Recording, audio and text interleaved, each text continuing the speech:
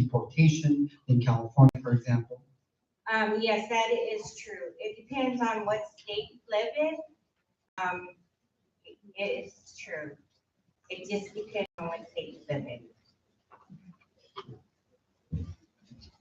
We have another person with hand raised up. Find you, the world leader. Raise your hand. Thank you. Hello, 저는 Eric Kemp, 그리고 입영인입니다. My name is Eric Kemp. I'm also an adoptee. I was wondering which documents specifically that I can look at as an individual and as an adoptee to make sure that I don't face deportation or deportation or something, other legal matters. So.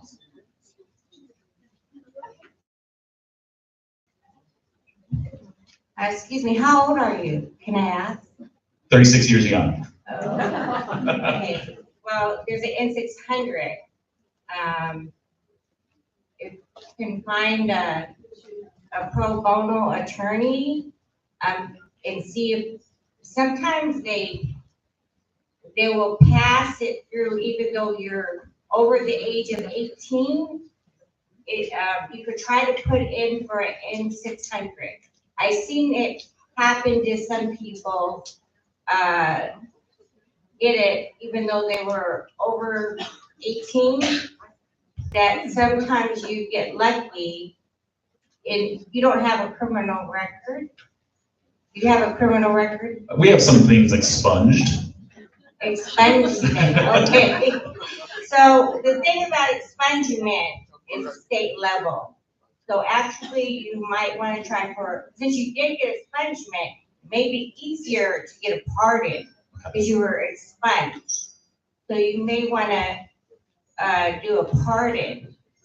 But for the N600, some people I have seen through working with our organization are lucky that they do get it, but it depends on what state they live in.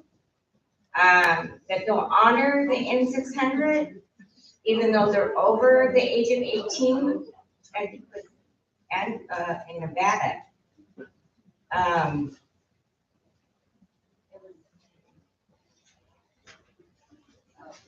Yeah, we had an adoptee that was, no, I'm sorry.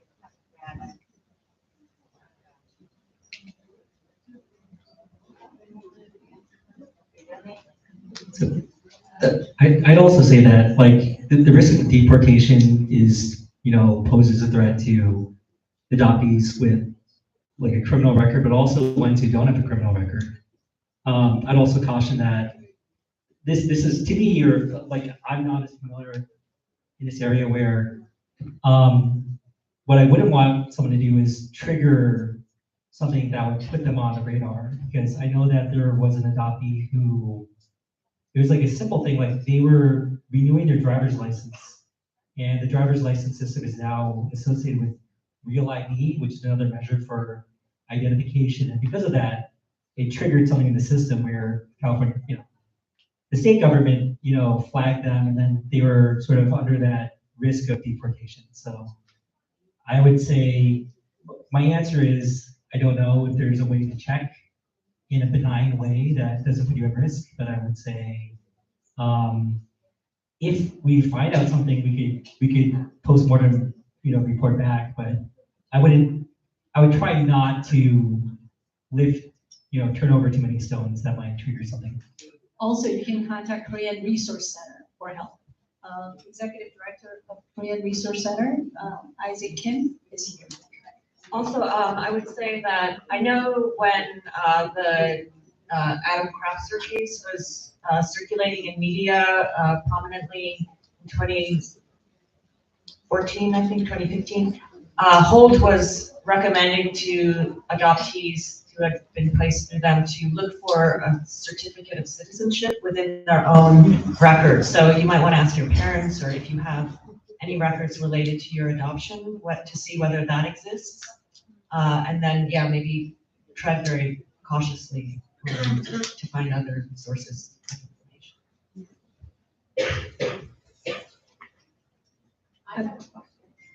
Hi, my name is Connie Pack, and I'm also a member of Coin Pacific LA. And I really wanted to thank you for coming today. And I'd like to thank you all the speakers. It's very impressive and it's very amazing story that you brought to us today. My question is, it's a very simple question for Judy and Emily. Now, how many signatures have you collected so far for your pardon? And then how many signatures do you need to collect for us to get this phase going? Can you answer, please? Thank you. For the signatures for our pardon, I know it's over 500. We're just trying to get as much signatures as we can. Oh, I'm sorry, it's 738, and our goal is 1,000. If everybody here signs the petition, then we can probably reach 1,000 today. Next, we have No. We won't give any free Starbucks cards, unfortunately. Sorry. 1,000명의 사인을 받고 나면 그 다음 프로세스가 어떻게 되는 거예요? So what's the next needed step after you get 1,000 signatures? Well, we will definitely we will share that with Governor Newsom, along with, hopefully we're building a coalition of people who will help us contact and reach him so that we can get the pardon for Judy and Emily. So that's really the next step. That's really what we're working on, reaching out to legislative people in the city and states of, California. And also on a community basis, especially because we've now had this event, would it be possible to seek a support letter from Cohen Pacific LA? Of course. We can help with drafting some of the content of the letter. That would also be. And there are a lot of heads of different organizations, and I'm sure they'll all be willing to sign on to that letter. 오케이, 그냥 맞습니다. 예, 상원에서 5번이나 법안이 통과되지 못했어요. 하원은 통과하고 당원에서 못했는데 당원에서 왜 통과시켜주지 않는 이유가 뭔지 혹시 알고 계시나요? The bill, like 5 times introduced, failed to pass the Senate. Do you know any reason why they won't pass the bill? Yeah, there's a lot. There's a lot of different reasons. But yes, so the last time it did make it through the House, it was attached to the Compete Act in the Senate, and then it was dropped off at the end. But from what I understand, a lot of things were dropped off at the end. And so we do see this bill will be attached to a larger moving vehicle, is what they call it. And it just depends on if they decide to keep it or not. 오케이, 그러면은 우리가 각 지역에 11월이 선거잖아요. 거기에 맞춰서 각 지역의 당원 의원들에게 편지 쓰기 운동을 이 전국적으로 한번 해보는 건 어떨까라는 생각을 한번 아이디어를 내요. So what do you think of doing a letter writing campaign in time for the November election? Not just in California, but all over the US. What do you think of that idea? That would be great. Yes, we are all for it. Any type of support that the community is willing, yes, please reach out to us. We're a small team. This is pretty much just Nick and I. So we will take any type of assistance. So thank you. 만약에 이제 11월 선거가 끝나면 상원의원, 하원의원이 새로 뽑히잖아요. 그러면 그때부터 그 사람들에게 미 전국적으로 이거 통과시켜달라고 무브먼트의 캠페인을 합시다. And so, and also, Hyunju was saying that in November you get new senators and representatives. Not true. You have to wait until January. Yes, there is a possibility we might do another push of advocacy days in DC at the end of the year. We'll just see. It is an election year, so there's a lot going on in DC. So that's why we went earlier in May, but we may go at the end of the year. So we will let everyone know how you can get involved and help with that. There's another question. Person will.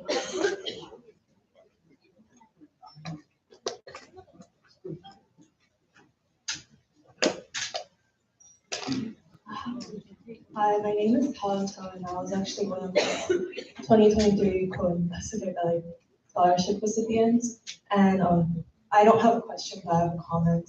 Thank you so much for spreading awareness of this issue because I had no idea of this issue before this conference. And I'll do the best of my abilities to spread awareness of this issue through whether that's through social media to reach younger generations like me, or send the petition. And I was also thinking because someone mentioned the campaign, maybe if you can do a social media campaign that can reach a lot more younger generations that will probably be We do have an internship with our organization with college students that we actually just started this year. And because if you're, you know, any college students in California who would be Yeah, I'll look into that. Thank you, Nan. Give Nan you a service is, card if you join. sorry. Nan is one of 29 scholarship applicants that we had last year, and she was kind enough to come today. Thank you. So is there any other questions? We'll just take one more question if there's one. Okay, then let me just make an announcement before we have a short break for lunch, and then it'll be, oh, there is a question, okay. I go.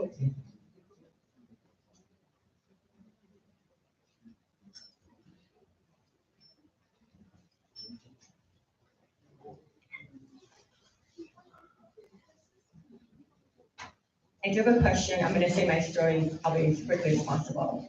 I was adopted. My name is Omi. My adopted parents had a child of their own, adopted a girl from Korea that they naturalized, had 3 more children of their own, and then adopted me and my brother, which they did not naturalize. I didn't know until I was 17 that I wasn't naturalized because my brother got in trouble for law. And I was working, had a social security card, but I was 17, so I just used my right. My brother is not a citizen. He's been in trouble with the law many times. INS has jumped in many times to try to deport him. So my question is, if this bill gets passed, will he become a citizen even though he's had so many criminal records and INS has jumped in? And I guess we did try to get him naturalized over 18, but INS jumped in and was like, no. yes, if this bill passes, and this is a bill that we are supporting, an all-inclusive bill. So it will include all adoptees, despite their record, history, all adoptees. We want a bill that's all-inclusive. So yes, if this bill passes that we want, yes, he will, if he was legally adopted here, then he will become a citizen. Great, thank you. Thank you, our panelists. We're gonna break for about 20 minutes for lunch, and then we're gonna enjoy a musical performance. And then at the end, we're scheduled to end the conference at 2:30. We're gonna have raffles, and the store downstairs, Kobe Jewel Group, donated 5 pieces of, yeah, I don't know what's inside. So if you can stay until the end, it'll be great. Enjoy your lunch. Thank you. 네, 즐거운 식사 시간입니다. 5분의 강사분께 다시 한번 감사하다는 말씀드리고 또 참여해주신 캐스리님, 주준이님 두 분께도 감사의 말씀드립니다. 고맙습니다. 그리고 마치게 식사하십시오.